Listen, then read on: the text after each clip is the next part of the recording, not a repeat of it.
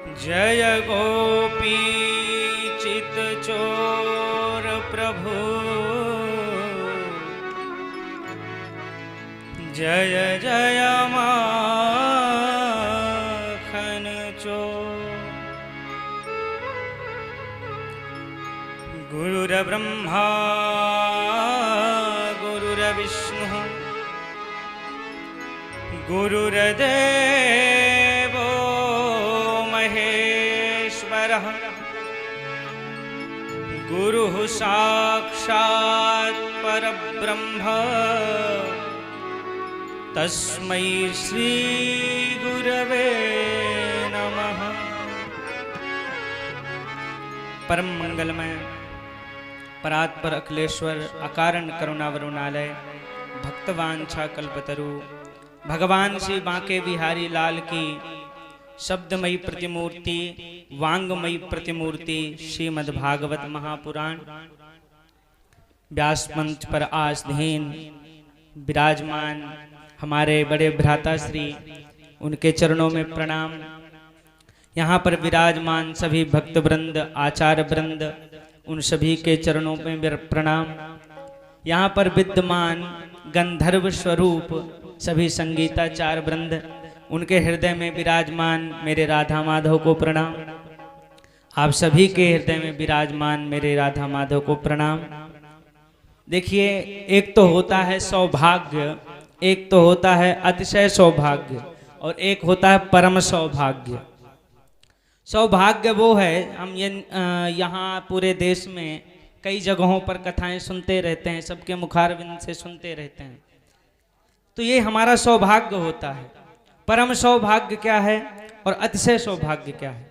अतिशय सौभाग्य ये है किसी सुयोग वक्ता के द्वारा हम श्रीमद् भागवत का श्रवण करें, लेकिन परम सौभाग्य वो है कि वक्ता भी सुयोग्य हो, कथा भी श्रीमद् भागवत जी की हो, और वो किसी ऐसे तीर्थ ऐसे धाम में हो कि जहां स्वयं भागवत का वांग्मय विग्रह प्रकट होता हो, जहां ज्ञान और वैराग और भक्ति साक्षात विद्यमान रहती हों, ऐसी जगह में ऐसे तीर्थ में कथा श्रवण करने का लाभ हम सभी को मिले, ये हमारा परम सौभाग्य है।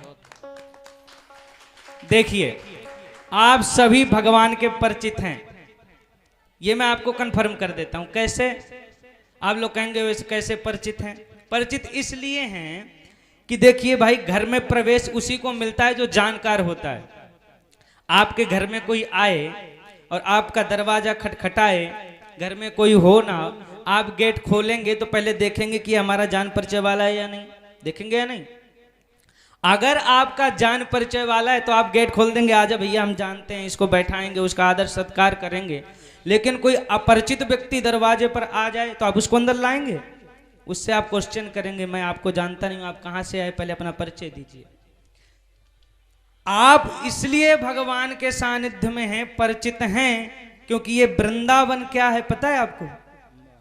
भगवान कहते हैं वृंदावन कुछ और नहीं, साक्षात मेरा घर है।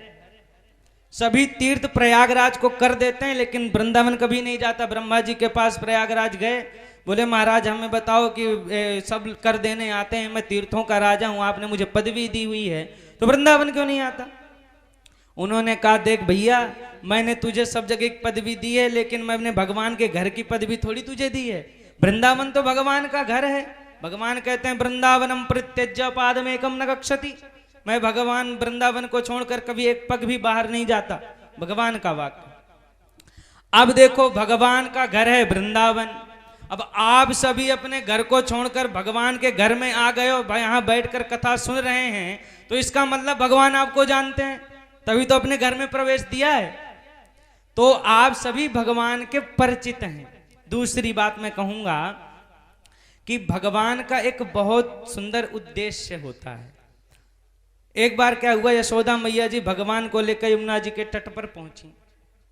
तट पर जाकर के पहुंची और दीपदान करने लगी। दीपक को जलाती और प्रवाहित करती जाती, दीपक को जलाती प्रवाहित करती जाती। कन्हैया खेलते खेलते आगे पहुंच गए। वो जो दीपक प्रवाहित होकर जा रहे थे, उन दीपकों को उठा उठा के किनारे रखते जाते।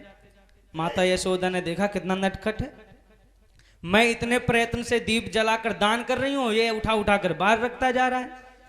गई, कान पकड़ा कन्हैया का, बोले कन्हैया तुझे शर्म नहीं आती? मैं इतनी देर से परेशान हूं और सब दीप प्रवाहित कर रही हूं यमुना जी की प्रसन्नता के लिए, तू उनको उठा उठा के बाहर रखता जा रहा है। कन्हैया ने एक बड़ी सुंदर बात कही। ये सुंदर बात आप सभी को जरूर श्रवण करनी चाहिए और ग्रहण करनी चाहिए। कन्हैया ने कहा, मैया मेरा काम है, जो बहते हुए मेरे सामने आ जाता है मैं उसको उठाकर पार कर देता हूं, लेकिन जो बहते हुए मेरे सामने नहीं आता मैं उसको पार नहीं करता। तो आप सभी इस संसार पर बहते हुए, इस संसार सागर में गोते लगाते हुए कन्हैया के सामने आ गए हैं, कन्हैया के सन्मुख आ गए हैं, तो आप सबका तो उद्धार पक्का है, रजिस्ट्री हो गई आप सबकी। और उसके गवाह है हम सभी बैठे हैं। बड़ी विनम्र और सहजता के प्रतिमूर्ति भ्राताश्री। देखिए, भागवत कथा सुनना ठीक है, लेकिन किसी सुयोग वक्ता से सुनना ये सबसे इंपॉर्टेंट चीज है, सबसे महत्वपूर्ण चीज है। कैसे? देखिए, वक्ता के लक्षण जो बताए गए हैं ना, वो लक्षण वक्ता के अंदर होने जरूरी हैं। वक्ता तो बहुत हैं भैया, वृंदावन में कहीं ईंट फेंको तो लोग कहते हैं वहीं वक्ता के ऊपर गिरता है जाके, लेकिन वक्ता सुयोग्य होना चाहिए। कैसा होना चाहिए? बड़ी सुंदर लक्षण बताए गए हैं वक्ता के। पहले श्लोक में कहा, स्कंधेऽध्याये प्रकरणे श्लोके वाक्ये पदक्षरे सप्तधा विभजन्नर्थम श्रीमद्भागवतम वदेत। वक्ता को भागवत जी के प्रति स्कंध का ज्ञान होना चाहिए। भागवत जी के 10 लक्षणों का वर्णन है भागवत जी में, प्रत्येक स्कंध में एक एक लक्षण घटित है, तो प्रत्येक स्कंध का ज्ञान होना चाहिए। और स्कंध के साथ साथ बोले प्रकरणे, हम किस प्रकरण को श्रवण कर रहे हैं, दृष्टांत कुशल होना चाहिए, प्रकरण को जो समझा पाए भली भांति से, ऐसा वक्ता। फिर बोले श्लोके, भागवत जी के एक एक श्लोक का सुचारू रूप से ज्ञान उस वक्ता के अंदर होना चाहिए। पदक्षरे, प्रत्येक अक्षर, भागवत जी का प्रत्येक अक्षर श्री राधा रानी श्री कृष्ण जी हैं, और भागवत जी का जो पृष्ठ है वो स्वयं राधा रानी है, तो उसका भी ज्ञान उस वक्ता के अंदर होना जरूरी है। एक सुंदर श्लोक में वक्ता के गुणों को बताया। क्या?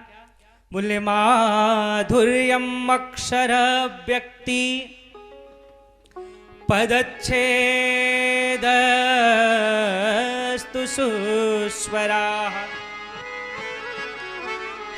धैर्यं लय समर्थं च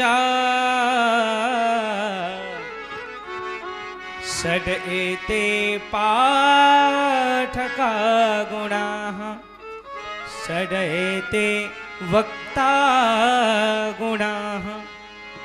बोले वक्ता के अंदर माधुर्य होना चाहिए। माधुर्य यानी मधुरता। बोले माधुर्यम अक्षर व्यक्ति, भागवत जी के प्रत्येक अक्षर का ज्ञान उस वक्ता के अंदर विद्यमान होना चाहिए। और बोले सुस्वराः, उस वक्ता के अंदर स्वर का भी ज्ञान होना चाहिए। जो आप सुंदर सुंदर भजन संकीर्तन करके नृत्य करते हैं, अगर वक्ता को ज्ञान ही नहीं होगा तो वो गाएगा क्या? बोले धैर्यम, वक्ता के अंदर धैर्य भी होना चाहिए। धैर्य यानी कि एक ठहराव, कथा को भली भांति समझाते हुए जो प्रकरण को लेकर आगे बढ़े वो अच्छा वक्ता। तो धैर्यम लय समर्थम चा।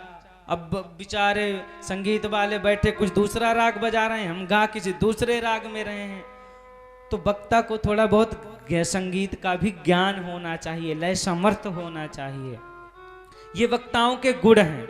भागवत जी में जो गुण बताए वो अलग बताए हैं। बोले वैरक्तो वैष्णवो विप्रो, वक्ता विरक्त होना चाहिए।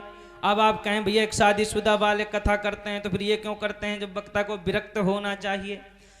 विरक्त होने का तात्पर्य ये नहीं है कि वो शादीशुदा ना हो, विरक्त होने का तात्पर्य है वो एक पत्नी व्रती हो, वो भी विरक्त है। वैष्णव का तात्पर्य है वैष्णव, किसी वैष्णव आचार से दीक्षित हो। तो ऐसे वक्ता का वर्ण करके उसके द्वारा जो कथा सुनी जाए वो कथा हमारे सभी कामनाओं की पूर्ति करती है और अंत में श्री कृष्ण से हमें मिलाने का कार्य करती है। तो आप श्री जो व्यासपीठ पर विराजमान हैं हमारे बड़े भ्राता श्री, तो इनके अंदर हमने समस्त गुणों को देखा और समझा और जाना भी। एक छोटे से बालक को भी आदर देना, सम्मान देना और बड़े ही आदर सत्कार से उनसे वार्ता करना, ऐसी सहजता सरलता आप श्री के अंदर विद्यमान है। मुझसे आग्रह हुआ था कि इंद्रेश जी यहाँ पधारें या ठाकुर जी यहाँ पधारें, तो पूज्य गुरुदेव तो कथा में बिजी हैं और इंद्रेश जी का भी कहीं आगमन होना था, वो भी निकल गए। तो आज आप श्री का आग्रह हुआ आप ही पधारें, तो हमने कहा हम जरूर आएंगे। वैसे देखिए, जब कथा चल रही हो तो बीच में बोलने का अधिकार किसी का नहीं होता, कथा सुननी ही एकाग्रता से चाहिए, किसी का अधिकार नहीं बीच में बोलने का। लेकिन अगर स्वयं व्यासपीठ पर बैठा हुआ वक्ता कहे तो फिर उनके आज्ञा का पालन करना भी एक व्यक्ति का कर्तव्य होता है। तो इसलिए मैंने अपनी टूटी फूटी वाणी से, वैसे भ्राताश्री तो बड़ी सुंदर कथा सुना रहे थे, रुक्मणी विवाह का प्रसंग सुना रहे थे, तो भागवत को कहा गया है कथामृत।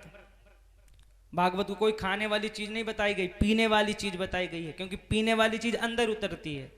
तो भागवत कथामृत का आप सभी सुंदर सुंदर पान कर रहे थे, फिर भी मैं कंकड़ के रूप में बीच में कुछ बोलने के लिए आ गया, तो उसके लिए क्षमा चाहता हूँ और अपनी वाणी को विराम देकर भ्राताश्री के चरणों में और आप सभी के अंदर विराजमान मेरे राधा माधव के चरणों में प्रणाम करता हूँ। जय श्री कृष्ण, जय श्री राधे।